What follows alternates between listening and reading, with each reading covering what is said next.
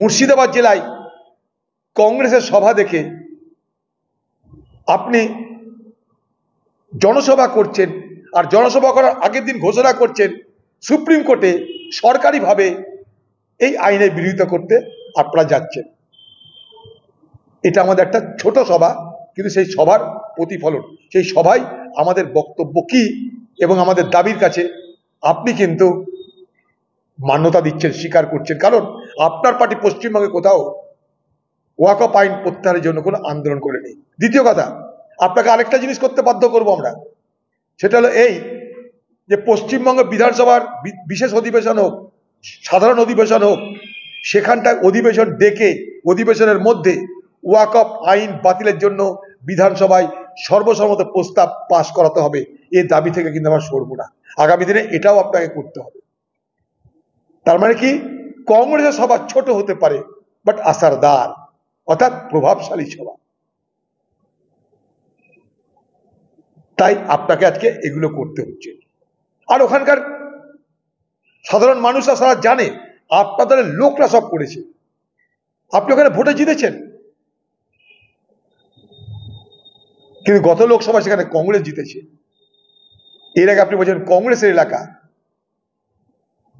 বলে আমাদের ঘাড়ে দোষটা চাপানোর চেষ্টা করেছিলেন। পুলিশ বলছে এটা করা যাবে না, এত ওপেন হয়ে গেছে সবকিছু, এটা করলে বাজে দেখায়,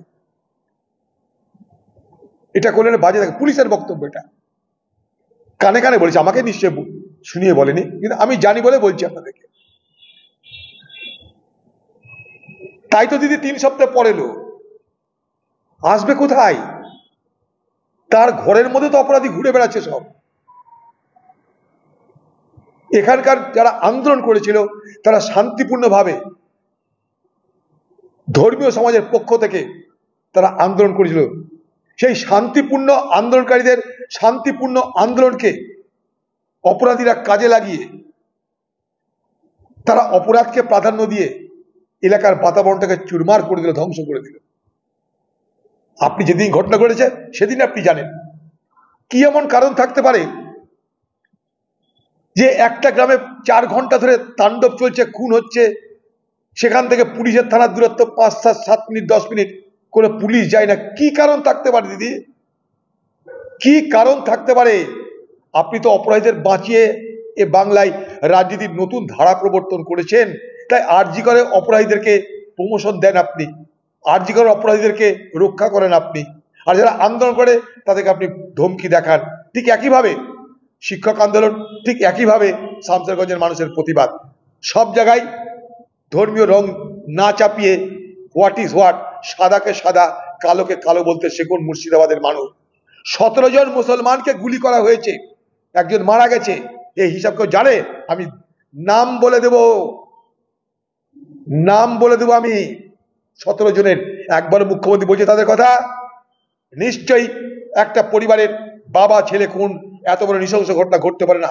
এত গ্রামের পর গ্রাম বাড়ি পুড়িয়ে দিয়েছে, এরকম নৃশংস ঘটনা ঘটতে পারে না। কিন্তু পাশাপাশি 17 জন মুসলমান পরিবারের ছেলে, তাদের মধ্যে একটা 11 বছর ছেলে এখনো হাসপাতালে আছে, মেডিকেল কলেজে, তারা কেন গুলিবিদ্ধ হলো? তাদের কি অপরাধ ছিল? কেউ কিন্তু বলছে না।